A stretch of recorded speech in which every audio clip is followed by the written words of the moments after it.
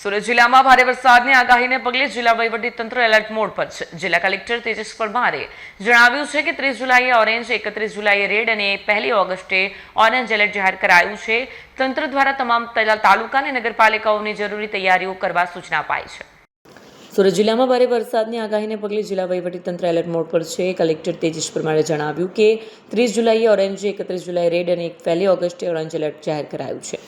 નીચાણવાળા વિસ્તારોમાં જરૂર પડે તો સ્થળાંતરની વ્યવસ્થા, જર્જરિત હોર્ડિંગ્સ અને લૂઝ સ્ટ્રક્ચર દૂર કરવાની કામગીરી હાથ ધરાઈ છે. ભારે પવન અને વરસાદને ધ્યાનમાં રાખી પશુપાલકોને પશુઓને થાંભલા અને તાર સાથે ન બાંધવાની અપીલ કરી છે. કલેક્ટર નગર નાગરિકોને માત્ર અધિકૃત હવામાન માહિતી પર વિશ્વાસ રાખવા, અફવાઓથી દૂર રહેવા અને અનિવાર્ય કામ સિવાય બહાર ન નીકળવાની અપીલ કરી છે. એક નિમ્ન હવાનું દબાણ જે બંગાળની ખાડીમાં ઉપસ્થિત થયું હતું તે તેજ ગતિથી ગુજરાત તરફ વધી રહ્યું છે અને તેના કારણે આજે ઓરેન્જ એલર્ટ, આવતીકાલે રેડ એલર્ટ અને 1 તારીખે ફરીથી ઓરેન્જ એલર્ટની ભારે પવન સાથે વરસાદની આગાહી સુરત જિલ્લામાં કરવામાં આવી છે.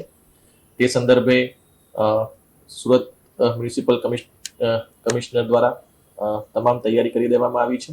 સાથે સાથે જિલ્લાની અંદર જિલ્લા વિકાસ અધિકારીશ્રી દ્વારા પણ તમામ તાલુકા વિકાસ અધિકારીઓને એલર્ટ કરવામાં આવ્યા છે.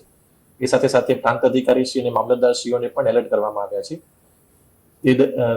તે પૈકી નીચાણવાળા વિસ્તારોમાં જ્યાં પાણી ભરાવાની શક્યતા રહે છે ત્યાંથી સ્થળાંતર કરવા માટેની સૂચના આપવામાં આવી છે. સાથે સાથે આ વખતે ભારે પવન પણ સાથે આવવાની શક્યતા છે. તેથી જેટલા પણ લૂઝ સ્ટ્રક્ચર્સ છે તેને પણ ઉતારી દેવા માટે, હોર્ડિંગ્સ ઉતારી દેવા માટે તમામ નગરપાલિકાઓને પણ જાણ કરવામાં આવી છે. મારી ખાસ એક વિનંતી પશુપાલકોને છે કે આપના પશુઓને આપ બાંધીને રાખો છો, તેથી જ્યારે વધારે વરસાદ આવે અને પાણી ભરાય તો તેવા સમયે તેને તણાવવાની શક્યતા રહે છે. તેથી જ્યારે વધારે વરસાદ આવે અને પાણી ભરાવાની શક્યતા જણાય તો પશુઓને ખુલ્લામાં રાખો, તેમને તાર સાથે કે કોઈ પોલ સાથે બાંધો નહીં, તેથી તે પોતાની રીતે જે સુરક્ષિત જગ્યા છે તે શોધી શકે. અગત્યની જે વાત છે કે આવતીકાલે 31મીએ ખૂબ જ ભારે વરસાદની શક્યતા છે. તેથી તમામ નાગરિકોને મારી વિનંતી છે કે આપ સતત વેધર વોચ ઉપર નજર રાખતા રહો અને જે પણ IMD નું ફોરકાસ્ટ આવે છે તેને સતત જોતા રહો, જેથી જરૂરિયાત ન હોય તો તેવા સંજોગોમાં આપણે બહાર ના નીકળીએ.